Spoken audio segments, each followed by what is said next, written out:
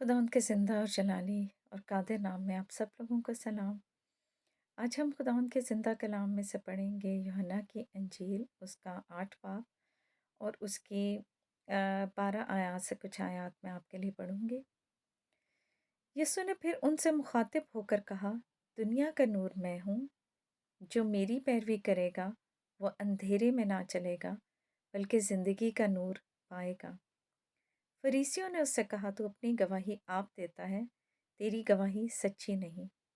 यीशु ने जवाब में उनसे कहा, अगरचे मैं अपनी गवाही आप देता हूँ तो भी मेरी गवाही सच्ची है, क्योंकि मुझे मालूम है कि मैं कहाँ से आया हूँ और कहाँ को जाता हूँ, लेकिन तुमको मालूम नहीं कि मैं कहाँ से आता हूँ या कहाँ को जाता हूँ। 15वीं आयत में लिखा है, तुम जिस्म के मुताबिक फैसला करते हो, मैं किसी का फैसला नहीं करता, और अगर मैं फैसला करूँ भी तो मेरा फैसला सच्चा है, क्योंकि मैं अकेला नहीं बल्कि मैं हूँ और बाप है जिसने मुझे भेजा है। और तुम्हारी तौरीत में भी लिखा है कि दो आदमियों की गवाही मिलकर सच्ची होती है। एक तो मैं खुद अपनी गवाही देता हूँ और एक बाप जिसने मुझे भेजा मेरी गवाही देता है। उन्होंने उससे कहा, तेरा बाप कहाँ है? यीशु ने जवाब दिया, न तुम मुझे जानते हो न मेरे बाप को। अगर मुझे जानते तो मेरे बाप को भी जानते। उसने हैकल में तालीम देते वक्त ये बातें बैतुल माल में कहीं और किसी ने उसको ना पकड़ा, क्योंकि अभी तक उसका वक्त ना आया था।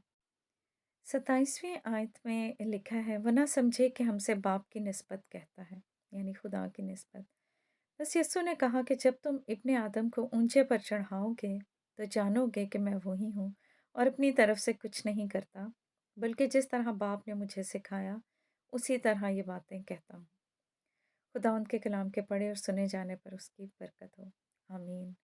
खुदावंद का सारा कलाम ही बहुत खूबसूरत है, और ये मैं कुछ आयात आपसे शेयर करती हूँ कि आपका दिल करे और आप खुद उस हवाले को कलाम में से पढ़ें, क्योंकि खुदावंद से जब हम पूरे दिल से उसके पास आते हैं और हम किसी चीज़ को सीखना चाहते हैं, हमारे माइंड में क्वेश्चंस होते हैं, तो जब हम उसके सामने रखते हैं सीखने के लिए तो वो हमारी मदद करता है और अपने आप को हम पर जो है वो अयाम भी करता है।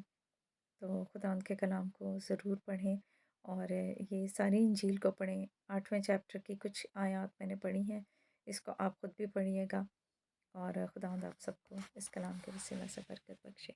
आमीन।